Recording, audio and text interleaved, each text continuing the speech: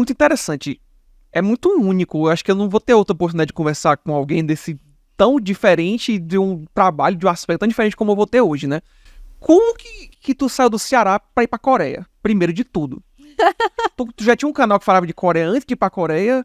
Ou não? Foi uma coisa que só aconteceu quando tu foi pra lá? Conta a tua história pra mim aqui. Então, vou te contar. Começo. Olha, realmente, eu hoje, olhando toda a minha trajetória, eu entendo como se fosse um grande chamado e uma grande missão na minha vida, tudo isso. Sim. Mas começou, eu diria, com a Marcela de 6 anos de idade, que gostava de assistir Pokémon. Começou ali. Foi? Começou com o Pikachu. Porque eu, com 6 anos, assistindo os desenhos animados na TV, sabia que eles eram do Japão. Eu nem sei como é que eu sabia dessa informação. E eu dizia pra minha mãe, eu quero ir pro Japão, eu quero ir pra Ásia. Então, na verdade, tudo começou com esse interesse pelos desenhos japoneses. Foi ali o primeiro passo. Sim. Até eu realmente estudar o idioma japonês, quando eu fiquei adolescente, com 15 anos. E depois que eu terminei o japonês, eu pensei, não é o suficiente, eu preciso estudar outro idioma asiático. E aí, naquela época, como eu já estava me interessando um pouco por K-pop, isso lá em 2009, 2010, por ali, eu comecei a descobrir que existiam bandas como o Big Bang, o Super Junior, o DBSK, que eram famosos naquela época. E aí, eu pensei, já que eu já aprendi japonês, eu vou aprender coreano. Simples assim, né? Simples assim. Fala japonês também, cara. Pois é, hoje em dia o meu coreano ele é muito melhor do que o meu japonês, porque eu não pratico tanto o japonês assim, né? Mas o coreano eu já falo fluente lá. O mais próximo que a gente tinha da cultura K-pop aqui em Fortaleza era o Sana, não era? Que sempre trazia... Nossa, eu ia muito. Todos os anos eu tava lá. Tem cara de... que vai pro Otaku. Sana. Assim, todos os anos eu tava lá batendo ponto na cena todos os dias. Foi a primeira vez. Foi a primeira vez que eu vi japonês cantando na vida, foi no Sana. Eu tava lá e do nada apareceu uma banda, o cara... Nossa, eu ia pra aquelas filas que era pra conhecer o artista, bater foto, tipo, era muito assim. Você é da época do Igor Lucena, então. Nossa, sim. Da TV União. Eu era amigo do Igor na época. E a gente era amiga de cara. Você sempre foi outro nível, né? Você sempre foi um pouco à frente, né? Não, porque eu vou estudar japonês, tu estudou japonês na doida, sozinha. É que existe o curso de japonês, eu não sei como é que tá hoje em dia, mas na minha época, né, com 15 anos de idade, existia o curso de japonês na UES, que é a Universidade Estadual do Ceará. Então lá eles têm uma extensão, né? Eles têm uma escola com vários idiomas diferentes que você pode fazer uma prova, porque são vagas limitadas, para você participar e escolher. Tem japonês, tem alemão. Não é divulgado, tem alemão, tem francês.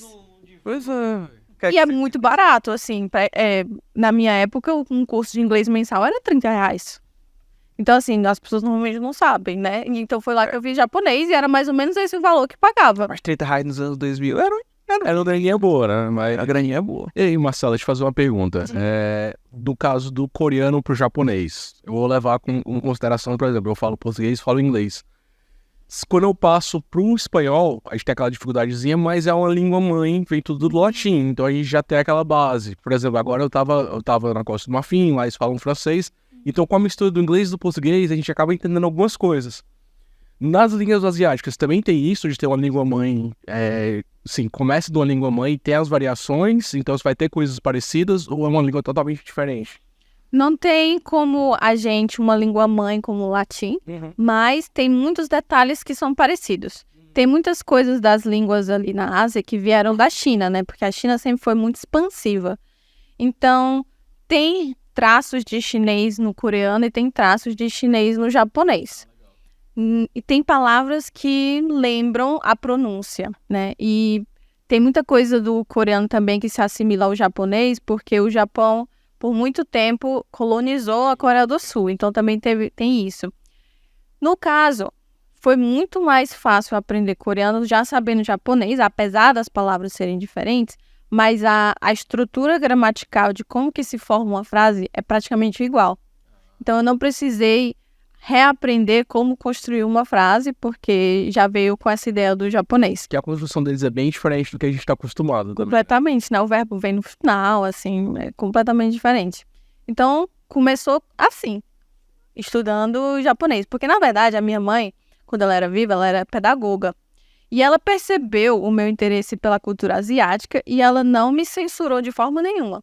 Na verdade, ela me incentivou a transformar isso numa habilidade. Então ela olhou, olha, eu percebi que você gosta de assistir os desenhos, você gosta da cultura asiática, mas eu vou te sugerir transformar isso numa habilidade. Por que você não entra num curso do idioma japonês? E aí foi a partir daquele insight que a minha mãe teve que começou essa trajetória acadêmica, digamos assim, né? Porque tudo depois disso foi me levando para a Ásia. Então comecei com o japonês, depois disso com o coreano. Mas a história do coreano é muito interessante, porque naquela época, era 2011, não tinha curso de coreano em Fortaleza. Eu acho que talvez hoje tenha um ou dois, mas naquela época não tinha nenhum, nem tinha coreano aqui ainda, porque não tinha começado ainda o projeto da siderúrgica, então não tínhamos. Então o que aconteceu? O grupo que estudava japonês lá na UES era um grupo bastante unido, e a gente sempre estava lá compartilhando informações das coisas que aconteciam. Então começou a surgir esse interesse em muitas pessoas de Coreia, né, de K-pop, de doramas, e surgiu esse debate de vamos todos aprender coreano juntos, mas não temos um professor de coreano. O que é que a gente vai fazer? A gente vai importar um professor. Sério? Sério. Então, tinha um professor de japonês que ele já tinha feito um intercâmbio lá no Japão, de 6 meses, se eu não me engano, e nesse período ele conheceu um coreano. E aí ele pensou, eu vou falar com este amigo coreano, que eu só tenho ele, para perguntar se ele toparia vir passar 6 meses aqui em Fortaleza ensinando coreano pra gente. Mas ele não falava português. Não falava português. E como é que funciona isso? Pois é, então ele jogou essa proposta e era assim, eram mais ou menos 25 pessoas, cada uma deu uma cota, todo mundo pagou um dinheiro para juntar, pagar a passagem, e aí o que sobrasse a gente ia dar pro professor viver ali como um custo de vida nos outros meses, ele ficaria hospedado na casa desse professor de japonês. E foi assim que aconteceu. Então ele veio e ensinou o coreano pra gente por 6 meses. Então foi ali que eu comecei a aprender. Mas ele não fala coreano. português? Não, ele aprendeu aqui. Ele foi aprendendo com você e você tá aprendendo com ele? E o interessante é que ele era muito bom em japonês. Então, Loucura. a gente... Alguns dos monitores, alguns dos professores japoneses, eu inclusa, a gente ficou traduzindo a aula. Tipo, às vezes ele explicava a gramática do coreano em japonês. E a gente que já sabia falar japonês, traduzia a aula. Tinha essa comunicação, né? Não era uma coisa louca, assim, tipo, eu não te entendo nem tu me entende, mas a gente vai se ensinar. Ele é muito bom em japonês, então isso facilitou É como a se comunicação. alguém falasse inglês, ele falasse inglês, aí tinha essa língua ali no meio, né? É exatamente isso, né? Verdade, estou me segurando aqui, mas vou ter que falar. Coitado, deve ter passado muito tempo em Curitiba pra poder ser importado, viu? Hoje em dia esse seria taxado. Mais forte que eu tenho que fazer essa piada. Hoje em dia teria sido mais caro, viu, pra trazer ele. Hoje era cruel. Cara, Essa é mais forte, desculpa. mas assim, eu tô bem surpreso com essa história. Porque é muita força de vontade, cara. muita Eu- vontade de aprender, né? Eu me acho tão inútil pra aprender a falar o inglês. Mas você... Que é fácil, assim, eu não consigo aprender a falar o inglês. Tu fala inglês, não fala? Fala inglês. Claro que fala, né? Tá no meio do mundo, tem que falar inglês. Fala inglês, Aprende na japonês. massa. E eu não aprendo nem na marra, eu preciso dessa marra, cara. Em português você fala direito. Nem o português eu falo direito, cara. O inglês, assim, foi meu na vida na Tu época. fala 4 idiomas? O espanhol, eu digo que ele é assim, porque eu meio que entendo, porque tenho muitos amigos lá que falam espanhol, então quando eles estão conversando assim, eu consigo entender, mas também não consigo me comunicar em espanhol, não. É assim, eu não sei se você tem isso, mas quando eu viajei, você começa a perceber que tem muita coisa parecida. Sim, Mas tem palavra que você conhece, mas não tem nada a ver com o que você tava imaginando. sim. Tipo, Ramon é presunto. É presunto. Véi! Por que Ramon é presunto? Ramon é meu amigo. Mas... Eu quero comer amor. Eu tive essa sensação quando eu passei férias na Itália, porque a gente pensa, o italiano é muito parecido com o português. E por um segundo eu achei que eu estava escutando português, mas quando eu parava para escutar, eu não estava entendendo na verdade de nada. Eu trabalho com pizza, então eu vejo muita coisa italiana. Eu já convivi com alguns italianos aqui. E é complicado. Você começa a ouvir, não, tô entendendo tudo. Aí o cara começa a rir e você vê, mas ele tá falando que alguém morreu. Não tem nada a ver, velho. É interessante essas línguas que tem a língua mãe em comum.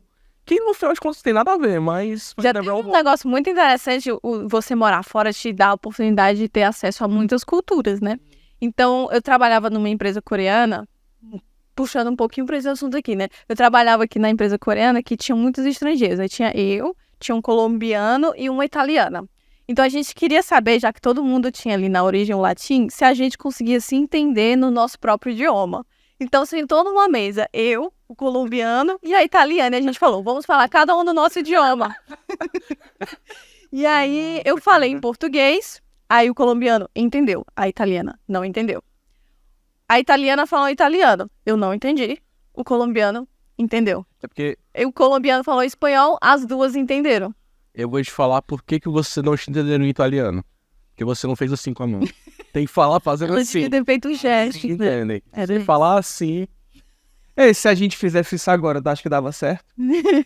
Ou o Benjamin fala inglês, tu fala coreano, eu falo português, a gente vê se a gente Mas- entende. Três línguas totalmente diferentes, velho.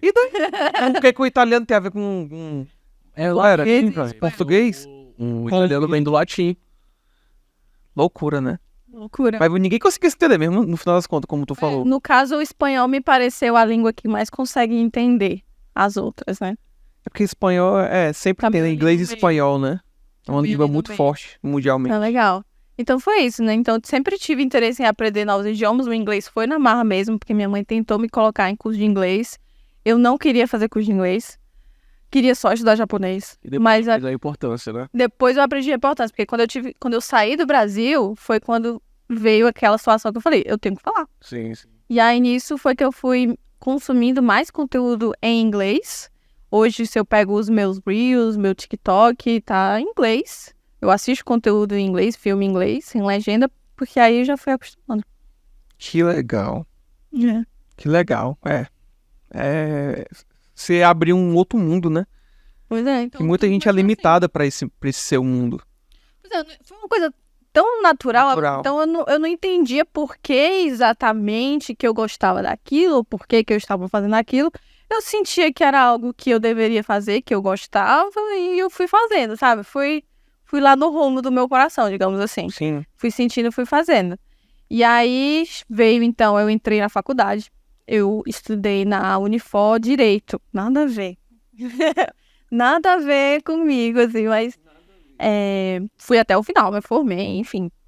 Durante o curso de Direito, eu tive a oportunidade de fazer um intercâmbio. A universidade oferecia para vários países e quando foi em 2012, eles estavam abrindo ali um intercâmbio com universidades da Coreia do Sul.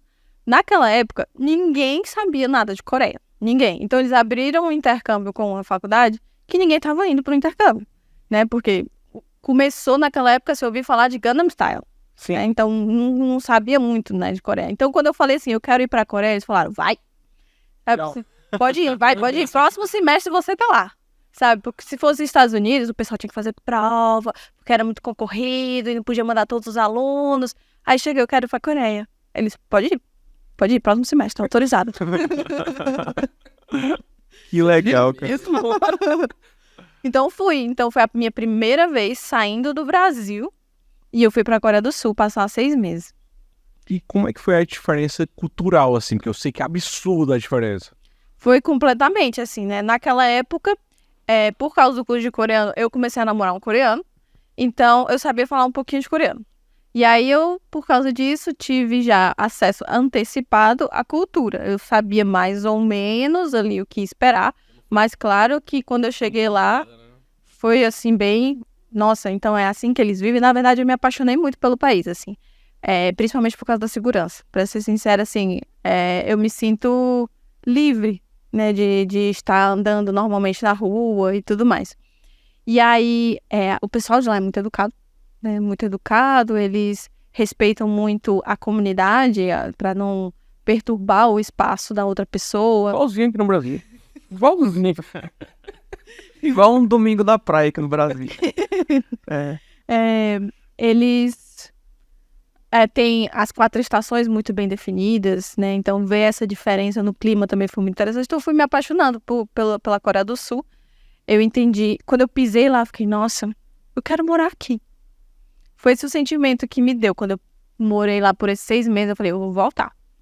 Mas eu tinha que voltar pro Brasil, eu tinha que terminar a faculdade e tudo mais. Não podia simplesmente largar tudo, né? Sim. Então, Tudo eu fiz na minha vida com muito planejamento. Eu nunca fiz as coisas assim completamente na louca. Eu vou assim, botar na telha, eu vou amanhã. Sempre botei no papel tudo que eu precisava fazer para que o meu objetivo fosse alcançado. Então eu pensei, ok, meu objetivo agora é morar na Coreia do Sul. O que eu preciso fazer para isso acontecer? Então eu botei. Então eu fui lá. Eu preciso me formar na faculdade, eu preciso arranjar um emprego depois da faculdade, porque eu preciso de dinheiro. Então eu vou precisar trabalhar alguns anos depois que eu me formar. Então eu fui tudo colocando isso no papel.